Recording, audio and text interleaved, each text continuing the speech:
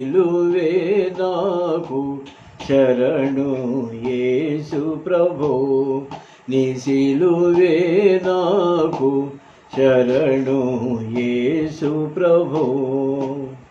శాశ్వతముగా నన్ను ప్రేమించితివి, శాశ్వతముగా నన్ను ప్రేమించితివి. నీదు ప్రేమకు నేనే సాక్షిని, నీదు ప్రేమకు నీదే సాక్షిని. బలమగు నీదు కృపతో, బలమగు నీదు కృపతో. నీ సిలువే నాకు శరణు యేసు ప్రభో, నీ సిలువే నాకు శరణు యేసు ప్రభో. నా హృదయములో భారములెల్లను, నా హృదయములో భారములెల్లను సిలువను చూడగా సమసిపోయెను, సిలువను చూడగా సమసిపోయెను. శక్తిగల నీ కృపతో, శక్తిగల నీ కృపతో. నీ సిలువే నాకు శరణు యేసు ప్రభో, నీ సిలువే నాకు శరణు యేసు ప్రభో. రక్తము కార్చి మరణము గెల్చి, రక్తము కార్చి మరణము గెల్చి, శత్రు సైతానును ఓడించి, శత్రు సైతానును ఓడించి. విజయమిచితివి కృపతో, విజయమిచితివి కృపతో. నీ సిలువే నాకు శరణు యేసు ప్రభో, నీ సిలువే నాకు శరణు యేసు ప్రభో. నీవు పొందిన బాధల వలన, నీవు పొందిన బాధల వలన నిత్య సుఖంబులు సంపూర్ణముగా, నిత్య సుఖంబులు సంపూర్ణముగా పొందితి నీదు కృపతో, పొందితి నీదు కృపతో. నీ సిలువే నాకు శరణు యేసు ప్రభో, నీ సిలువే నాకు శరణు యేసు ప్రభో. యేసు నా సిలువను నే మోసిలలో, యేసు నా సిలువను నే మోసిలలో. నిన్ను వెంబాడించుటకు, నిన్ను వెంబాడించుటకు.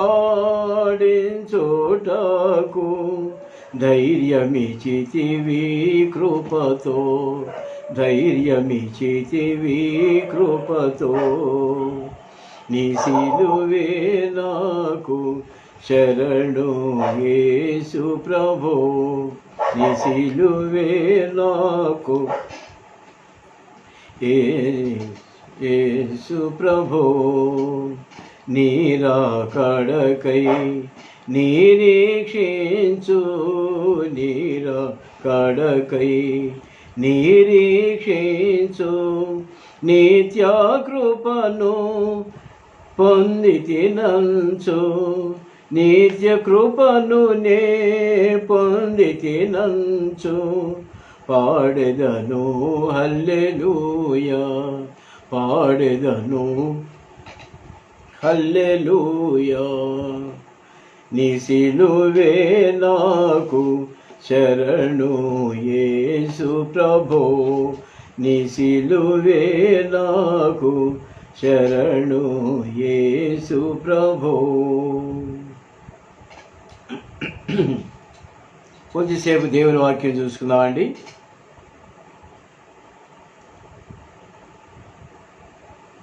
కీర్తన గ్రంథము 34. కీర్తన 34, 17వ వచనం, 18వ వచనం, 19వ వచనం అందరం కలిసి చదువుకుందామండి. కీర్తన 34, 17, 18, 19 వచనాలు అందరం కలిసి చదువుకుందాం. నీతిమంతులు మొరపెట్టగా యెహోవా ఆలకించును, వారి శ్రమలన్నిటిలో నుండి వారిని విడిపించును. విరిగిన హృదయము గల వారికి యెహోవా ఆసనుడు, నలిగిన మనసు గలవారిని ఆయన రక్షించును. నీతిమంతునికి కలుగు ఆపదలు అనేకములు, వాటి అన్నిటిలో నుండి యెహోవా వారిని విడిపించును. చిన్న ప్రార్థన చేసుకున్నామండి. ప్రేమ కలిగిన మా తండ్రి, పరిశుద్ధులైన మా దేవా, పరిశుద్ధమైన మీ నామునికే స్తుతులు స్తోత్రాలు చెల్లిస్తున్నాం. ప్రార్థనా దినంగా మాకు ఇచ్చినందుకు మీకు స్తోత్రాలు. మా గమనంలో తీసుకొచ్చిన మీ లేఖన భాగాలు బట్టి వందనాలు చెల్లిస్తున్నాం. మీ లేఖన భాగాలు ధ్యానించడానికి సహాయం చేయండి. ప్రార్థించే ఆత్మను మాకు అనుగ్రహించండి. మా తండ్రి దయ చూపించండి. ఆన్లైన్లో ఇంకా కలవలసిన వారు ఉంటున్నారు నాయన, మీరే కనెక్ట్ చేయండి, దయ చూపించండి, సహాయం చేయండి. యేసు ప్రభు నామములో స్తుతించి ప్రార్థించి వేడుకుంటున్నాము తండ్రి, ఆమేన్. ప్రియమైన వాళ్ళారా, కీర్తన 34. ఈ కీర్తన గ్రంథకర్త ఎవరంటే దావీదు కీర్తన. దావీదు అబీమెలెకు ఎదుట వెర్రివాని వలె ప్రవర్తించి అతని చేత తోలివేయబడిన తరువాత రచించిన కీర్తన. అబీమెలెకు రాజు దగ్గరికి దావీదు వెళ్ళవలసి వచ్చింది. ఎందుకంటే నిజానికి అక్కడ వెళ్ళవలసిన ప్రదేశం కాదు. పరిస్థితులు బట్టి మీకు తెలుసును, అవన్నీ డీటెయిల్గా ధ్యానించేది కాదు ఇప్పుడు. పరిస్థితులు బట్టి అబీమెలెకు రాజు దగ్గరికి వెళ్ళి అక్కడ వెర్రివాని వలె ప్రవర్తించాడు. గడ్డ మీద సొల్లు గార్చుకుంటూ మరి ఈ అనుకుంటూ వెర్రివాని వలె ప్రవర్తించి అప్పుడు అబీమెలెకు అతను తోలివేశాడు. పిచ్చివారిని నా దగ్గరికి తీసుకొచ్చారు అని తోలివేశాడు. ప్రియమైనవారా, అక్కడికి ఎందుకు వెళ్ళవలసి వచ్చింది? ఎందుకు తోలివేయబడవలసి వచ్చింది? ఒక్క మాటలో ధ్యానించాలంటే సౌలు చేత దావీదు తరం పడుతున్నాడు. అబీమెలెకు దగ్గరికి వెళితే సౌలు అబీమెలెకు దగ్గరికి వెళ్ళడానికి వీల్లేదు. ఏమండి, కనుక తప్పించుకోవడానికి అక్కడికి వెళ్ళాడు. కొన్ని రోజులు అయిన తర్వాత అబీమెలెకు దగ్గరికి దావీదుని తీసుకెళ్ళిన తర్వాత ఇతని ప్రవర్తన, ఇతని యాక్షన్ చూసి పంపించేశాడు దావీదుని అబీమెలెకు. కనుక ప్రేమికుల శత్రువు నుంచి తప్పించుకోవడానికి ఒక్కోసారి మనం మరి పాముల వలె వివేకంగా ఉండాలి, పావురముల వలె నిష్కపటంగా మనం ఉండాలి. యేసు ప్రభు చెప్పిన మాటది, పాముల వలె వివేకంగా ఉండాలి.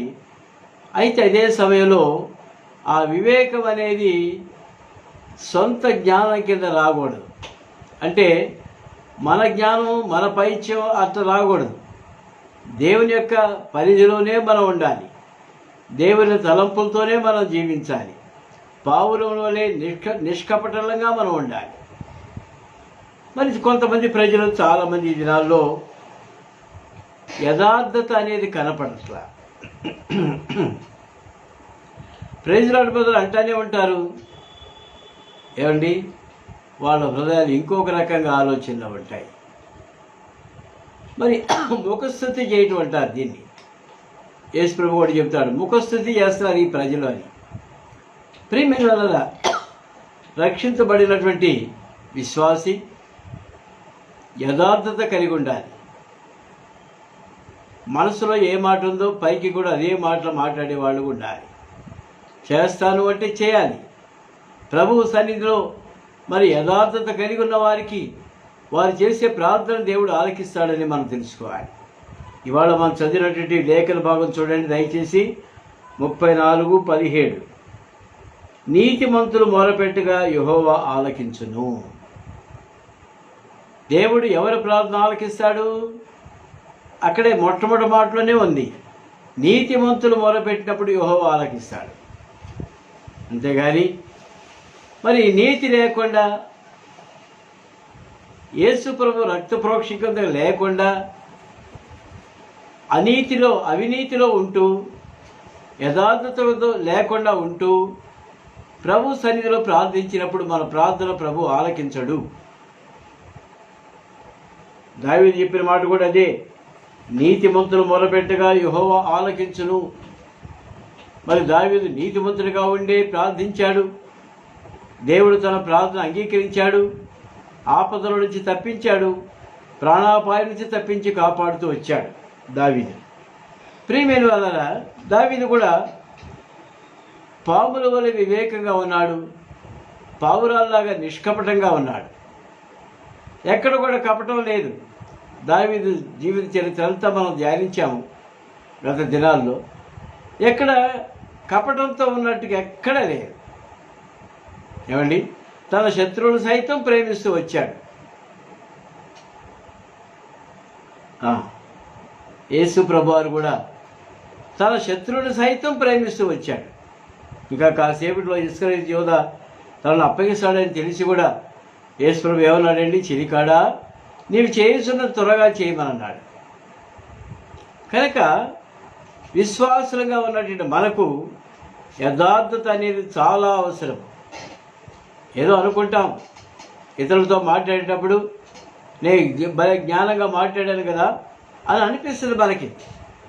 మనమే సపోర్ట్ చేసుకుంటాం, సమర్థించుకుంటాం. ప్రియమైనవారా, మరి లోపల ఒకటి బయట ఒకటి మాట్లాడుతూ అప్పుడు నేను బాగానే మాట్లాడాను కదా, ఒప్పించాను కదా, ఎదుటి వాళ్ళని ఒప్పించాను కదా, నొప్పించేది అట్టు పెట్టండి, ఒప్పించాను కదా అనుకుంటారు. నేను నమ్మబలికాను కదా అనుకుంటారు. అది కాదు, అట్లా ఉండకూడదు. వారి శ్రమలన్నిటిలో నుండి వారిని విడిపించును. ఎప్పుడైతే మనం యథార్థంగా అప్రైట్ మైండ్, అప్రైట్ హార్ట్, యథార్థమైన హృదయంతో ప్రార్థన చేస్తామో అప్పుడు మన ప్రార్థన, యథార్థంగా చేసే ప్రార్థన ప్రభు ఆలకించేవాడు ఉంటున్నాడు. వారి శ్రమలన్నిటిలో నుండి వారిని విడిపించును. శ్రమలు, నీతిమంతులకు శ్రమలు ఎందుకు వస్తాయి? శ్రమలు వచ్చేది నీతిమంతులకే. ఏమండి, గవర్నమెంట్ జాబ్లో నీతిగా బతికి, నీతిగా సేవ చేస్తూ, నీతిగా ఉద్యోగం చేస్తూ వస్తే వాళ్ళకే శ్రమలు వచ్చేది. అవినీతిలో ఉండేవాళ్ళు బాగానే ఉంటారు, అసమర్థులంతా బాగానే ఉంటారు, పనికిరాని వాళ్ళంతా బాగానే ఉంటారు. వాళ్ళకుండే జ్ఞానం మనకు ఉండదు. మనం అంతసేపు ప్రభు మీద ఆధారపడి ప్రభువును కనపరిచేదాన్ని చూస్తాం, కానీ మనకు శ్రమలు వస్తుంటాయి. ప్రియమైన వాళ్ళరా, దేవుడు శ్రమలు అలవ చేసినప్పుడు మనం తల ఉంచాల్సిందే. ఏమండి, తలొంచి శ్రమలను సహించే వారంగా ఉండాలి.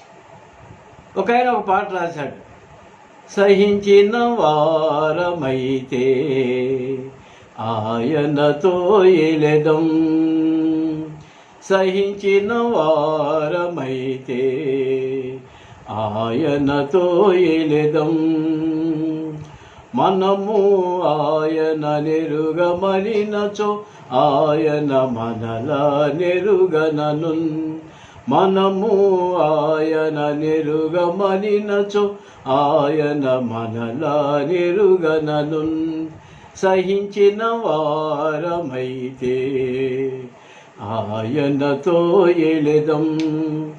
కనుక ప్రియమైనవారా, శ్రమలు దేవుడు అలవ చేసినప్పుడు మనం సహించే వాళ్ళగా ఉండాలి. సముద్రం దగ్గరికి మనం వెళ్ళామని చెప్పేసి అలలు ఆగిపోతాయా? ఒక నీతిమంతుడు వచ్చాడు, దేవుని బిడ్డ వచ్చాడు అని అలలు ఆగిపోతాయండి? ఆగవు. అలలు వస్తూనే ఉంటాయి. నువ్వు సముద్రంలో దిగినప్పుడు అల నీ పైన పొర్లి అవతలకి వెళ్ళిపోయేటట్టుగా నువ్వేం చేయాలండి? తల ఉంచాలి. తల ఉంచితే మన మీదుగా అల వెళ్ళిపోతుంది. అంతేగాని అలాగే ఎదురుగా నిలబడ్డావు అనుకో, నేను కింద పడేస్తుంది. ఈ దినం ఒక ఆయన నిన్న ఒక ఆయన ఫోన్ చేసి నిన్ను పడగొట్టేది ఎప్పుడు అని అన్నాడంట. ఒక ఆయన నిన్ను పడగొట్టేది ఎప్పుడు అని అడిగాడంటే ఆ మాట నాకు చెప్పి అన్నాడండి పలానా ఆయన అని చెప్పేసి అంటే అన్నాను. సరే పడగొట్టమను, సమయం వచ్చినప్పుడు పడగొడతాడేమో, పడగొట్టమను అన్నాను. ప్రియమైన వల్ల శ్రమలు వచ్చినప్పుడు మనం సహించాలి, తల వంచాలి, అవే దాటిపోతాయి. అయితే ఇదే సమయంలో యథార్థత కాపాడుకోవాలి. ముందుకెళ్ళిపోదామండి. వారి శ్రమలు అన్నిటి నుండి విడిపించను. ఒకవేళ ఇప్పుడు శ్రమలుగా కనిపిస్తాయి, అయితే ప్రభు చెప్పిన మాట, దావీదు చెప్పిన మాట ఏంటి? శ్రమలు అన్నిటి నుండి వారిని విడిపించును. ఆ మాట మర్చిపోబోతున్నాను. శ్రమలు వచ్చినాయి, సహించాం, భరిస్తున్నాం, అవమానం కలిగింది, భరిస్తున్నాం. అయితే వాటన్నిటి నుండి ప్రభు మనల్ని విడిపించేవాడు ఉంటాడు. ఎందుకంటే మన ప్రభు యథార్థవంతుడు, మన ప్రభు నీతి గలవాడు, నీతిగల న్యాయాధిపతి ఆయన. కనుక మనకు కలిగిన ప్రతి విధమైన నష్టం నుంచి ప్రభు మనల్ని తప్పించి కాపాడతాడు. ముందుకు వెళ్ళిపోదామండి. విరిగి నలిగిన హృదయం గల వారికి ఆయన యెహోవా ఆసనుడు. ఎవరికి ఆసనుడు? ఎవరికి దగ్గరగా ఉంటాడు? విరిగి నలిగిన హృదయం కలవారికి. ప్రభా, యథార్థంగా మీ సన్నిధిలో డ్యూటీ చేస్తున్నానే, యథార్థంగా నేను మరి ఉంటున్నానే, ఎవరికి ఎటువంటి నష్టం కలగకుండా చేస్తున్నానే, నాకెందుకు వచ్చింది నష్టం అని విరిగి నలిగిన మనసుతో మన ప్రభు సన్నిధిని విజ్ఞాపం చేయాలని ప్రభువు కోరుతున్నాడు. ఎప్పుడైతే మనకు శ్రమలు వస్తాయో అప్పుడే మనం విరిగి నలిగిన మనసుతో మనం ప్రార్థన చేయగలం. దేవుడు కావాల్సింది కూడా అదే. మన మనసు విరగొట్టుకొని, మన మనసును నలగొట్టుకొని ప్రభు సన్నిధిలో ప్రార్థించినప్పుడు అటువంటి ప్రార్థన కావాలి నాకు అని చెప్పేసి ప్రభు ఆశిస్తున్నాడు. ప్రియమైన వాళ్ళారా, శ్రమలు అనేది అందరికీ సహజమే. ఏమండి, సామాన్య మానవుడికి శ్రమలు వస్తాయి, కోటీశ్వరుడికి శ్రమలు వస్తాయి. కోటీశ్వరుడు కూడా శ్రమలు వస్తాయా అని అనుకుంటాం మనం. వస్తాయి.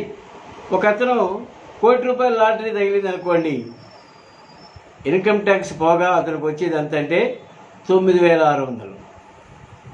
ఏమండి, శ్రమలు కదా, లాటరీ రావటమే అలా, మొత్తం గవర్నమెంట్ కట్టుకొచ్చుకోవటమే. ప్రియమైన ఇటువంటి శ్రమలు వస్తాయి, మరి మనం సహించే వారంగా ఉండాలి. విరిగి నలిగిన హృదయం గల వారికి యెహోవా ఆసనుడు. మనం ఎప్పుడైతే ఆ విధంగా ప్రార్థిస్తామో ఆయన మనకు సమీపంగా ఉంటాడు, మన ప్రార్థన ఆలకిస్తాడు. నలిగిన మనసు గల వారిని ఆయన రక్షించడు. ఏమండి, నలిగిన మనసు గల వారిని ఎందుకు చూసినప్పటికీ అప్రైట్నెస్, యథార్థత ఉండాలి ప్రార్థించేటప్పుడు. తర్వాత మీక్నెస్, విరిగి నలిగిన హృదయంతో ప్రార్థించే వారంగా ఉండాలి. ఆ విధంగా ఇంకొక మాట కూడా చదువుకుందామండి. 7వ వచనంలో కీర్తన గ్రంథం 34:7 ఒక మాట ఉంది. యెహోవా యందు భయభక్తులు గల వారి చుట్టూ ఆయన దూత కావలి ఉండి వారిని రక్షించును. ఏముండాలంట? భయభక్తులు కలిగి ఉండాలి. మొదటిది యథార్థత, రెండవది మీక్నెస్, మూడవది భయభక్తులు కలిగి ప్రార్థించినప్పుడు ప్రభు మన ప్రార్థన ఆలకిస్తాడు, మనకు జవాబిస్తాడు. ఇంకొంచెం ముందుకు వెళ్ళిపోదామండి. ఒక్క మాట చూస్తాం. బైబిల్లో ఒక ఆయనకి భలే అన్యాయం జరిగింది. ఆదికాండం 31వ అధ్యాయం. ఆదికాండం 31వ అధ్యాయం. యాకోబు గురించి రాయబడిన మాటలు కొన్ని చదువుదాం. ఇక్కడ యాకోబు లాబాను దగ్గర చేరాడు. అక్కడ ఏమైందంటే, యాకోబు, నువ్వు నా అల్లుడు కదా, మేనల్లుడు కదా, నిన్ను నేను ఎట్ట కాదంటాను, నా దగ్గరే ఉండు. అయితే నాకు గొర్రెల మందలు విస్తారంగా ఉన్నాయి కదా, వాటిని కాపుదల చేస్తూ ఉండు అని అన్నాడు. నీకెంత జీతం ఇస్తానన్నాడు. జీతం ఇస్తానన్నాడు. తర్వాత ఆ జీతం నెలకు 3,000 అన్నాడు అనుకోండి. మళ్ళీ ఒక నెల జీతం ఇచ్చేసి లేదు లేదా నీ జీతం 2,000 అంటాడు. అట్లా 10 సార్లు జీతం మార్చాడంట. చూడండి, ఆదికాండం 31వ అధ్యాయము 7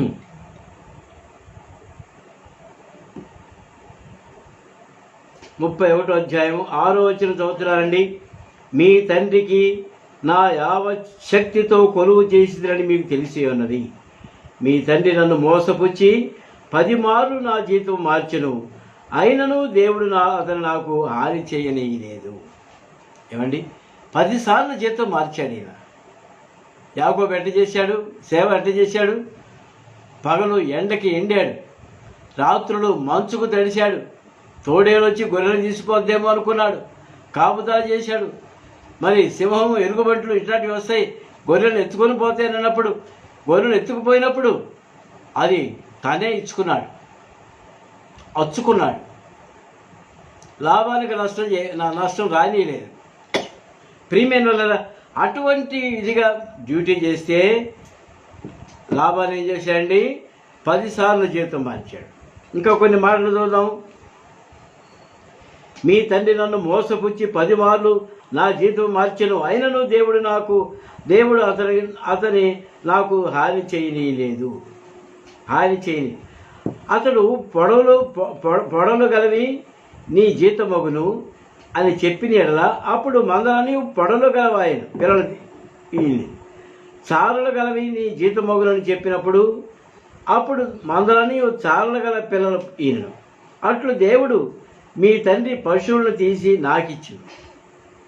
ఏమండి, పబ్లిక్గా అన్యాయం చేస్తూ వచ్చాడు. లాభాన్ని ఏం చేశాడు? 10 సార్లు జీతం మార్చడం కాకుండా మరి నాకు రావాల్సిన గొర్రెలు నాకు ఏంటని యాకోబు అడిగితే అన్నాడు, ఇవన్నీ నా గొర్రెలయ్యా, నీకెట్టేస్తాను. సరే అడుగుతున్నావు కదా, ఇక మీద చార్లుగా పుట్టిన అనుకో, అవి నీకు. మచ్చలుగా పుట్టిన అనుకో, అవి నీకు. ఎంత జ్ఞానంతో మాట్లాడుతున్నానంటే, గొర్రెలు ఎక్కడైనా చార్లుగా పుట్టినట్టు మనం చూసామా అండి? మచ్చలుగా పుట్టినట్టు మనం చూసామా గొర్రెలు? అటువంటి పుట్టవు, కాబట్టి నీకు జీతం లేదు అని చెప్పాడు. ప్రియమైన దేవుడు అప్పుడు ఏం చేశాడో చూడండి. ఆ విధంగా ఉన్నప్పుడు పుట్టినవన్నీ కూడా మచ్చలుగా చార్లుగా పుట్టినాయి. సరే, యాకోబు జ్ఞానం యాకోబుకుంది, లాభాల జ్ఞానం లాభాలకుంది. అయితే మధ్యలో దేవుడు ఉన్నాడు. యాకోబు చేసిన జ్ఞానంతో ఆ నీళ్లు పారే చోట నిరవంజ చువ్వలకు ఒలిచి అక్కడక్కడ మచ్చలుగా చేసి నీళ్ళలో వేసినప్పుడు ఆ మచ్చలు, ఆ సార్లు, ఆ మచ్చలు అన్ని చూసుకుంటూ ఇవి నీళ్లు తాగి ఈనప్పుడు అటువంటి బిడ్డలే పుట్టింది. ప్రియమైన అది దేవుని సంకల్పం. యాకోబు చక్కని స్టేట్మెంట్ ఇచ్చాడు చూడండి. అట్లు దేవుడు మీ తండ్రి పశువులు తీసి నాకిచ్చిన మందలు చూలుకట్లు కాలమున నేను స్వప్నమందు కనులెత్తి చూడగా గొర్రెలను దాటు పొట్టేళ్లు చాలలైనను మచ్చలైనను పొడలైనను కలవై ఉండెను. మరియు ఆ స్వప్నమందు దేవుని దూత యాకోబు అని నన్ను పిలువగా చిత్తం ప్రభు అని చెప్పింది. చూడుము, 12వ వచనం. అప్పుడు చూడుము, ఆయన నీ కనులెత్తి చూడుము, గొర్రెలను దాటుచున్న పొట్టేళ్ళనియు చారలైనను పొడలైనను మచ్చలైనను కలవి. ఎలయనగా లాభాలు నీకు చేయించున్నది యావత్తును నేను చూచి తిని. ఆ మాట అర్థం చేసుకున్నాను. లాభాలు నీకు చేయించున్నది యావత్తును నేను చూచి తిని. చక్కని మాట కదండి. యాకోబు లాభాన్ని ఎదిరించలేదు. నీ అధికారులకు లోబడి ఉండమని వాక్యంలో కూడా ఉంది. తిరుగుబాటు చేయలేదు. కాకపోతే జ్ఞానం ఉపయోగించాడు, దేవుని సహాయం ఉంది. అక్కడేముంది ఆ మాట? ఏదైనా లాభాలు నీకు చేయించున్నది యావత్తును నేను చూచి తిని. అనుకుంటాం మనం, నాకింత అన్యాయం జరిగింది ఎవరు చూడలేదే, నాకింత అన్యాయం జరిగింది ఎవరు పట్టించుకోలేదే. ప్రియమైన నష్టాలు జరుగుతుంటాయి. 3 అడుగుల స్థలం కోసం కోర్టుకి వెళ్తారు. కొంతమందికి ప్రమోషన్ రాకుండా ఇబ్బంది పడుతుంటారు. కొంతమందికి జీతాలు రాకుండా ఇబ్బందులు పడుతుంటారు. కొంతమంది మరి అరియర్స్ ఎప్పుడు వస్తాయండి, రిటైర్ అయిన తర్వాత ఇస్తామని అంటారు. ఏమండి, పే రివిజన్ కమిషన్ వచ్చిన తర్వాత అరియర్స్ రావాల్సి ఉంటుండగా మీరు రిటైర్ అయిన తర్వాత ఇస్తాం, ఇప్పుడు ఇవ్వమని అన్నారు. అన్యాయం కాదా? ఒకటి గమనించండి, దేవుడు చూస్తున్నాడు, ఇవన్నీ కూడా దేవుడు చూస్తున్నాడు. గమనించండి, దేవుడు చూస్తున్నాడు. ప్రియమైన దేవుని బిడ్డ, నీ కలిగిన అన్యాయాన్ని దేవుడు చూస్తున్నాడు, నీ కలిగిన నష్టాన్ని దేవుడు చూస్తున్నాడు. నీ సంకటములన్నీ దేవునికి తెలిసే ఉంటున్నాయి, ఆయన చూస్తున్నాడు. హాగరు అనే స్త్రీ అనింది, నన్ను చూచిన వారిని నేను ఇక్కడ చూచి తిని. ఏమండి, నన్ను చూచిన వారిని నేను ఇక్కడ చూచి తిని. బెయేర్ లహాయి రోయ్. ప్రియమైన మన ప్రభు మనల్ని చూస్తున్నాడనే మాట మనం మర్చిపోకూడదు. ఏమండి, మన ప్రభు మనల్ని చూస్తున్నాడు. మనం ఏదేదో అనుకుంటాం, దేవుడు కూడా నన్ను పట్టించుకోవట్లేదు, ఇంత జరుగుతున్నా కూడా దేవుడు నన్ను పట్టించుకోవట్లేదు, నాకంటే జూనియర్స్కి ప్రమోషన్ వచ్చినాయి, మాకు బాధపడతాం. నిజమే, దేవుడు చూస్తున్నాడన్న మాట జ్ఞాపకం పెట్టుకో. ఇందాక మనం ఏం చూసామండి, అతని శ్రమల అన్నిటిలో నుండి అతని రక్షించెను. కీర్తన 34:6. అతని శ్రమల అన్నిటిలో నుండి ఆయన మనల్ని రక్షించేవాడు ఉంటున్నాడు. ఎప్పుడు? మనం ప్రార్థించినప్పుడు. ఎట్లా ప్రార్థించినప్పుడు? యథార్థత కలిగి ప్రార్థించినప్పుడు, దీనులమై తగ్గించుకొని ప్రార్థించినప్పుడు. మరి ఇంకోటి ఏంటి మనం చూసింది? భయభక్తులు కలిగి ప్రార్థించినప్పుడు ప్రభు మన ప్రార్థన ఆలకించేవాడుకుంటున్నాడు, మనకు జవాబులు ఇచ్చేవాడుకుంటున్నాడు. మనకు జరిగిన అన్యాయానికి ఆయన న్యాయం చేసేవాడుకుంటాడు. ఇంకొక మాట చూసుకొని ముందుకు వెళ్ళిపోదామండి, ప్రార్థనలో ప్రవేశిస్తాం. 2వ రాజుల గ్రంథము 6వ అధ్యాయం. 2వ రాజుల గ్రంథము 6వ అధ్యాయం. మన ప్రభు ఎంత గొప్పవాడంటే ఆయన చూడటం లేదు అనుకోకూడదు మనం. దేవుడి సమస్తం కూడా చూస్తున్నాడు. ఏలియాని బంధించి తీసుకురమ్మని రాజుగారు ఆర్డర్ ఇచ్చాడు. తర్వాత సిరియా సైన్యం దండెత్తి వచ్చేసేసింది రాజు మీదకి, ఏలియా మీదకి, ఎలీషా మీదకి. ఏమండి, సిరియా సైన్యం వచ్చేసింది. 2వ రాజుల గ్రంథం 6వ అధ్యాయం 17వ వచనం, 16వ వచనం. అతడు భయపడవద్దు, మన పక్షంలో ఉన్నవాడు వారికంటే అధికులై ఉన్నారని చెప్పాను. మన పక్షంలో ఉన్నవాడు వారికంటే అధికులై ఉన్నారు. యెహోవా వీడు చూస్తున్నట్లు దయచేసి వీని కళ్ళను తెరువ చేయమని ఎలీషా ప్రార్థన చేయగా యెహోవా ఆ పని వాని కళ్ళను తెరవజేసెను. కనుక వాడు ఎలీషా చుట్టూను పర్వతమును అగ్ని గుర్రముల చేత రథముల చేతను నిండి ఉండుట చూచెను. ఆ దండు వారు అతను సమీపించినప్పుడు ఎలీషా ఈ జనులను అంధత్వంతో మొత్తమని యెహోవాను వేడుకొనగా ఆయన ఎలీషా చేసిన ప్రార్థన చొప్పున వారిని అంధత్వంతో మొత్తెను. 10 మంది వచ్చారు. 10 మంది కూడా అంధత్వంతో మొత్తమన్నాడు. అందులైపోయారు. బొమ్మ ఎక్కడ విసిగి మా వల్ల కాదనుకున్నారు. పనివాడు కళ్ళు తెరిపించాడు ఎలీషా. పనివాడు ఏం చేశాడండి? పర్వతము, ఎలీషా చుట్టూ పర్వతము, అగ్ని రథములు, అగ్ని గుర్రాలు ఉండడం చూశాడు. కనుక ప్రియమైన వల్ల మన పక్షమున ఉన్నవాడు మన విరోధి కంటే గొప్పవాడు. ఈ గ్రహింపు కలిగి అటువంటి విశ్వాసంలో మనం సాగిపోవాలి. ప్రభువు మనల్ని చూడలేదు అనుకోకూడదు. ఏ పరిస్థితుల్లో కూడా డిస్కరేజ్ కాకూడదు. తగిన కాలం ముందు ప్రభు మనల్ని హెచ్చిస్తాడు. తగిన కాలం ముందు మనల్ని ముట్టి స్వస్థపరుస్తాడు. దేవుడు అని చూడలేదు అనుకోకూడదు. పౌలు కూడా చాలా కాలంగా ఒక ముళ్ళుతో బాధపడుతున్నాడు. ప్రభువా, ఇంత సేవ చేస్తున్నాను, ఈ ముళ్ళు నాకు ఆటంకంగా ఉంది ప్రభువా, ఇన్ని మందిరాలు కడుతున్నాను, ఈ ముళ్ళును తీసివేయి ప్రభువా, నేను సేవ చేయలేకపోతున్నాను, ప్రార్థన చేయలేకపోతున్నాను, కూర్చోలేకపోతున్నాను, మోకాళ్ళ మీద ఉండలేకపోతున్నాను, నాకున్న ఈ ముళ్ళు తీసేయండి ప్రభు అని ప్రార్థన చేశాడు. యేసు ప్రభు ఏమన్నాడండి? ఇంకా కొంతకాలం ఆగలేదు చూద్దామని అన్నాడా? నెక్స్ట్ ఇది చూద్దాంలే అన్నాడా? నా కృప నీకు చాలును అన్నాడు. ఏమండి, అప్పుడు పౌలు ఏం ప్రార్థన చేయాలి? ప్రభా, నీవు నాకు ఇచ్చిన ఈ ముళ్ళు భరించేదానికి నీ కృప నాకు దయచేయండి. ప్రభా, నాకు కలిగిన ఈ నష్టంలో నేను భరించేదానికి నీ కృపను నాకు దయచేయండి. అట్లా ఉండాలి మన ప్రార్థన. ఒక్కోసారి బయటికి చెప్పుకోలేనటువంటి శ్రమలు ఉంటాయి లోపల. ప్రతి కుటుంబంలో లేదా ఏదో ఒకటి ఉంటుంది, ఇతరులతో పంచుకోలేము, చెప్పుకోలేము, అటువంటివి ఉంటాయి. కొంతమందికి అనారోగ్యాలు, ఇతరులతో చెప్పుకోలేనటువంటి అనారోగ్యాలు ఉంటాయి. ప్రభు సన్నిధిలో ప్రార్థించినప్పుడు ఏమంటాడండి? నా కృప నీకు చాలు, చాలు, భరించడానికి నీ కృప నాకు దయచేయమని ప్రార్థన చేస్తాను, సహించడానికి నీ కృప నాకు దయచేయమని ప్రార్థన చేస్తాను. దేవుడు తన లేఖన భాగాల్ని ఆశీర్వదించి ప్రభు మన కొరకు ప్రార్థన కొరకు సహాయపడినగాక. ప్రేమగలిగిన మా తండ్రి, మీరు ఇచ్చిన వర్తమానం బట్టి మీ కొందనాలు. విశ్వాసంతో ప్రార్థించి దాన్ని మాకు సహాయం చేయండి. మా తండ్రి, మా ప్రభా, యథార్థతతోనూ మరి దీనులుగా ఉండి మీ సన్నిధిలో ప్రార్థించేది మాకు నేర్పించండి.